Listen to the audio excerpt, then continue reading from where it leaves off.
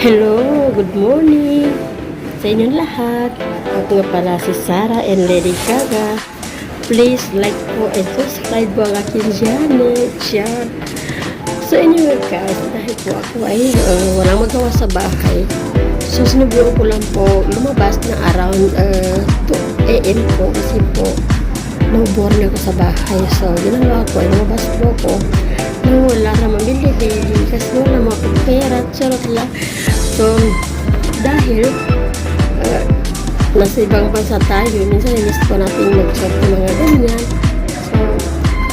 So dahil pagpunta ko po ay may nakilala po ako long time friend. So parang kinilig naman ako. So guys, ito po sa ganito sa SM Mall. It's frank. So anyway guys, yun po talaga pagkita po ako sa aking ex-boyfriend. Kasi alam naman guys, ito talaga ang boring. Wala namang jowa, wala nagmamahal, pag-alagala lang. Dahil matagal akong broken heart sa aking jowa dahil sinagtampo niya ako. May bago po siyang girlfriend. Muntis pa kaya. Ang sakit sa pakiramdam. Pero guys, hindi naman talaga ang buhay. Weather lang. Kaya ako ngayon ay nagbago na. Ayaw ko na po magmahal.